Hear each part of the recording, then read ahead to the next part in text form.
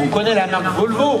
On en parlait tout à l'heure pour le fameux V6 PRV où il y avait Renault, Peugeot, Volvo.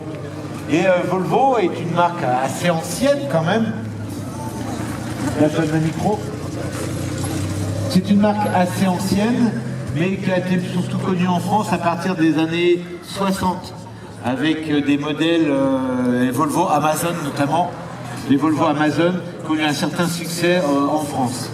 Et parallèlement, Volvo a voulu sortir un coupé. Ils avaient essayé avant avec des coupés en polyester. Bon, ça n'a pas très bien marché. Et ce modèle-là est sorti au début des années 60, je crois, 60 même. 62, parle bien dans le micro. 62 pour le premier modèle.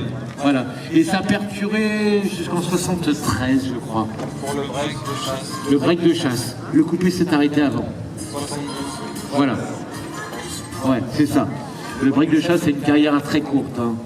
Oui, 2 ans, je pense. Ouais, 2 ans. Alors pour ceux qui ne connaissent pas, le break de chasse, c'est la même voiture que ça, sauf que c'est un break. Le toit est comme ça. Un arrière assez... tout en verre. Une nette arrière en verre. Et c'est un modèle aussi très recherché, le break de chasse. Celui qui est devant nous, il est de quelle année? C'est un modèle 70. Donc les dernières versions, on va dire, dans les derniers. Exactement. Il vient des États-Unis, ça on le voit bien, à cause des petits feux. Si. Ouais. Tu l'as acheté en France ou tu l'as fait importer? J'ai acheté en France. Ça fera 2 ans maintenant. Le moteur, ça fait 1 an qu'elle a été immobilisée, donc je la redécouvre. Ouais. T'as pas beaucoup roulé pour l'instant avec? J'ai fait 600 km. Ah oui, ouais. Elle est en rodage. Donc le moteur, qui est un moteur, on en parlait tout à l'heure, c'est un moteur hyper solide, indestructible, hein, le B20 qui est là-dessus. Il y a un record de kilomètres parcourus dans le monde, 5 millions de kilomètres pour le même propriétaire. Avec Vous avez entendu? 5 millions de kilomètres. On n'a jamais fait mieux. Hein. Et d'ailleurs, on lui a offert une Volvo à ce monsieur, je crois. Ouais. Donc c'est pour vous dire que ces moteurs-là, c'est du costaud. Mais malgré ça, tu as décidé de le faire refaire. Donc là, il va survivre à toi, peut-être. On verra bien, ça dépend de la conduite, mais non, c'est vrai que c'est un moteur indestructible et après c'est pas un foudre de guerre, mais il y a un 4 cylindres de 125 chevaux. Pour l'époque c'est bien, mais la voiture fait plus d'une tonne quand même. oui, une tonne 200, exact. Voilà. Et non, c'est bien, c'est correct. Ouais. Mais c'est pas une voiture sportive, on est d'accord. Non, c'est Ouais. sûr. Mais après, il faut voir les choses dans leur contexte à l'époque. C'est la puissance d'une petite 911E Oui. 70 Oui, c'est ça. qui sont Ouais. dans le marché. Quoi. On en parlait d'ailleurs par rapport à une 911, c'est-à-dire qui n'était pas donnée à l'époque, une 911E, hein, même si c'était le bas de gamme de chez Porsche. Celle-ci, elle valait combien par rapport à une 911? Le même prix, 37 000 francs. Le même prix qu'une 911 à l'époque. C'est pour ça qu'elle n'a peut-être pas connu le succès espéré par Volvo et qu'aujourd'hui, ben, les modèles qui ont survécu sont assez rares, notamment en France. On va détailler ta voiture. Alors, regardez la ligne. Regardez, elle est originale, cette ligne. Regardez les ailes arrière, les petites ailes, les petits ailerons à l'arrière, les feux. Franchement, vous la regardez sous toutes les coutures, cette voiture-là, elle a une ligne à faire craquer les éventuels acheteurs quand même. Elle est superbe. Regardez cette moulure, qui est quand même pas commune. Hein, d'habitude, une moulure, elle part comme celle-ci, et puis elle se prolonge. Là, non. Elle remonte jusqu'à la poignée de porte, au niveau des baguettes. Ça, c'est un style assez original. Le toit, on remarquait que le toit, ça me fait penser au Carmangia. Les fameuses, il y en avait une d'ailleurs tout à l'heure, les Carmangia qui avaient un toit comme ça très arrondi à l'arrière, et j'aime beaucoup. Les petits hublots aussi qui ne s'ouvrent pas, c'est dommage, mais ils sont très esthétiques également. Hein. C'est fait par un carrossier Frua, italien. Frua, Ah, voilà. exactement. Qui a été dessiné par Frua, un grand carrossier italien, il y en a tellement là-bas en Italie. C'était l'époque des éloges. Quand la voiture était à vendre, ils faisaient le comparatif avec les Aston Martin de l'époque et les Ferrari, Ah ouais. parce que c'était très proche au niveau des dessins. Ouais. Et, sauf que l'Aston Martin et les Ferrari étaient des voitures à 10 000 $, et celle-ci coûtait 3 995 $. Ouais, c'est plus la même catégorie. Non, mais bien sûr. Mais par contre, elle avait le look sans avoir le moteur. C'était ça la différence, avec l'Aston Martin, c'était autre chose. Oui, bien sûr. Là, on voit des petits aérateurs à l'arrière, et on se dit presque que c'est dommage que ce soit pas chromé. Presque. Ouais, c'est vrai, c'est un rappel sur par rapport à l'autre, il y a l'essence. Ah, je l'ai pas vu. Il y a l'essence de l'autre côté. Ah oui, d'accord. Avec le petit, tu vois. Ah oui. Alors, je connais ces petits de cire, on les retrouve sur certaines Lotus. Ce type de cire. Quand tu t'assois, je vais les refaire au niveau. Ah ouais? Il manque de fermeté un peu. D'accord. Je peux? J'en prie. Alors tout de suite, quand on s'assoit dans ce genre de voiture, j'ai eu l'occasion d'en conduire par le passé. Vous remarquerez tout de suite, c'est la colonne de direction, le volant. Un volant en général, c'est toujours plus ou moins incliné. On se rappelle de certaines Fiat même qui étaient très inclinées. Et là, vous avez un volant comme, ça me rappelle les coccinelles, qui est carrément pratiquement droit. Hein, ça c'est assez étonnant. Le tableau de bord, je le trouve magnifique, même si les premières séries avaient un tableau de bord aussi qui était très originaux. Celui-ci est quand même pas mal, même si on voit que c'est pas du vrai bois, c'est du plaque, c'est du bon. Mais ça reste sympa à l'œil. Regardez les maneaux. Ah, ici ils sont plus gros qu'ici, mais on les voit très très bien. Et regardez la marque Volvo qui apparaît sur les panneaux de porte. Remarquez aussi les poignées de porte. Tout est stylisé sur cette voiture. C'est original hein, quand même, hein. Regardez. Assez original. Bon là il y a eu des haut-parleurs de nuit, bon, c'est pas très... voilà. J'enlèverai tout ça, le volant aussi, je vais le changer. Tu vas changer le volant parce qu'il est fatigué, il est fissuré. Un volant Nardi. Ah, un Nardi qui ira très bien avec le style de la voiture. Voilà. C'est vrai que les cuisses, hein, ça passe... Bah ouais, t'as des bonnes cuisses aussi. Hein. Ah. Merci. Le volant est grand, si tu as un Nardi, peut-être qu'il sera un peu plus petit. Exactement. Faut pas oublier qu'il n'y a pas de direction assistée non plus, hein. Faut que les volants soient assez grands. Je ne me rappelais pas que le levier de vitesse était aussi court que ça. Regardez la hauteur du levier de vitesse. Pas plus haut qu'un champignon. C'est agréable, avec une grosse boule qui est agréable. J'aime bien la forme du tableau de bord, hein, à 2 étages.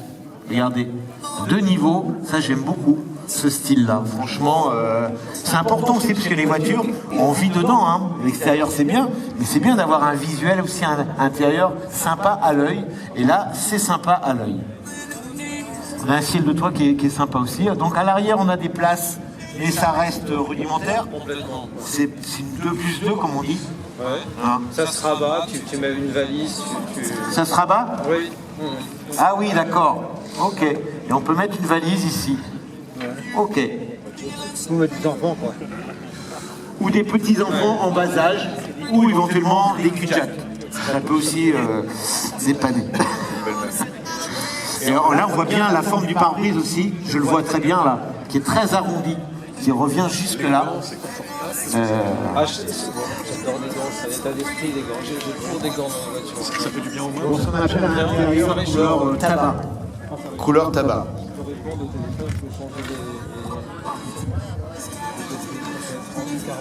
Autre chose que je vais te poser comme question, c'est ça, c'est quoi?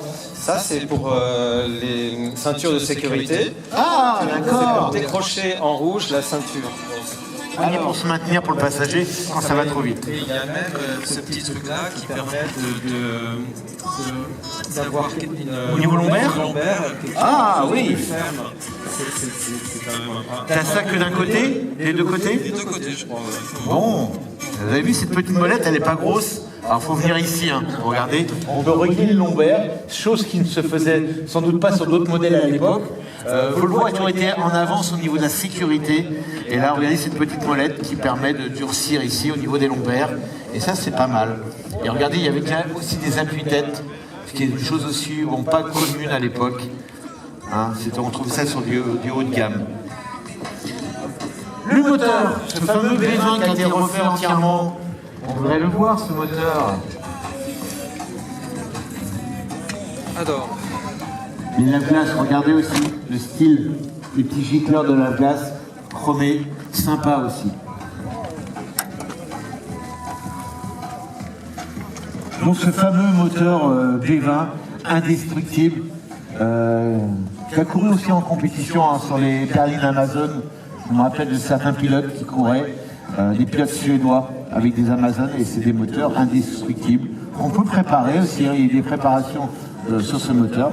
Donc celui-ci, comme vous pouvez le voir, c'est un modèle injection. Il y a la pompe injection.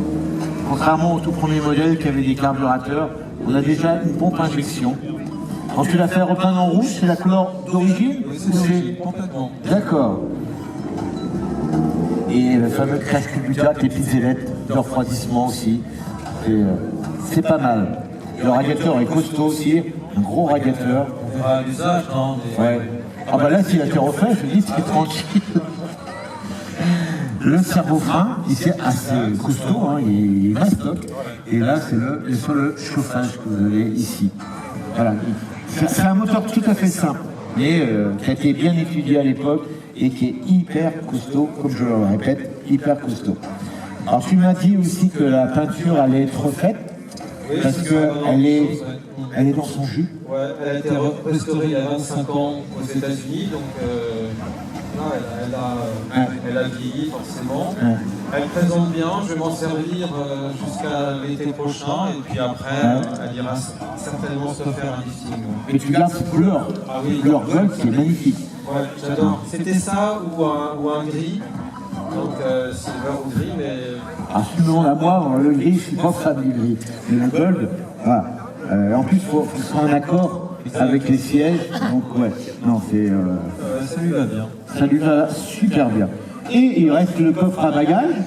Il n'a pas été énorme, enfin, peut-être que je me fais des idées. Il peut surprendre son monde. Il peut surprendre. Ah, oui, quand même, si. Il y a la roue de secours qui prend de la place, c'est sûr. Mais avec de la moquette, ouais, si on peut en mettre. Après, une roue de secours, tu n'es pas obligé de la prendre. Non, on ne crée plus tellement. Ça permet de libérer aussi le coffre. Là, tu as une petite trappe. Je mets un petit bidon d'huile, en fait. Un petit bidon d'huile ici, voilà, et qui ne vient pas attacher le reste des bagages, il est à part. Voilà, une voiture assez bien finie. Dommage qu'il y ait une antenne qui a été mise ici. C'était une Véronique, tu sais, pour poser les Ah, d'accord, je pensais que c'était une antenne. L'antenne est là. Ah oui, elle est là, ouais. Et c'était une Véronique qui avait été posée. Ça peut être sympa aussi. Qu'est-ce que c'est une Véronique? Ah, c'est un porte-bagages chromé. Alors, Véronique. Alors pourquoi ça s'appelle Véronique, me demandez pas. Je m'instruis. Hein. Ouais, c'était un porte-bagages qu'on voit souvent sur les rosters anglais. Hein, quand on n'a pas assez de coffre, on rajoute cette Véronique sur le coffre arrière et ça permet de mettre une valise ou un sac sous. Voilà. Vous êtes Alain Delon, vous avez du mal à mettre un copain en cavale et une mitraillette. Il n'y a pas trop de place. Quoique si on chaîne fusil, ça rentre. Hein. Il a une mitraillette derrière, pas de problème. Voilà. Donc c'est une voiture qui cote combien? J'ai pas idée, on en voit tellement peu. C'est difficile à dire, mais... Ouais. Celui qui veut s'en acheter une, il faut compter, aujourd'hui c'est autour de 50 000. C'est très variable. Ouais. Ça va, là, je dirais un peu moins, Ouais. ça serait plus entre 35 et 40, mais Ouais. ça reste abordable encore. Les premières versions vont jusqu'à 90 000, ça a vite grimpé. Alors les premières versions sont les plus recherchées. Ouais. Le break de chasse c'est à part aussi. Alors, vous voyez, je trouve qu'il y a un engouement plus important pour le coupé, malgré tout. D'accord. Bon, après, mais bon, des breaks de chasse, c'est très beau aussi. Les dernières versions avaient des pare-chocs plus costauds aussi, non? Non, c'est toujours ces pare-chocs là. Ouais. Alors, dans ma mémoire.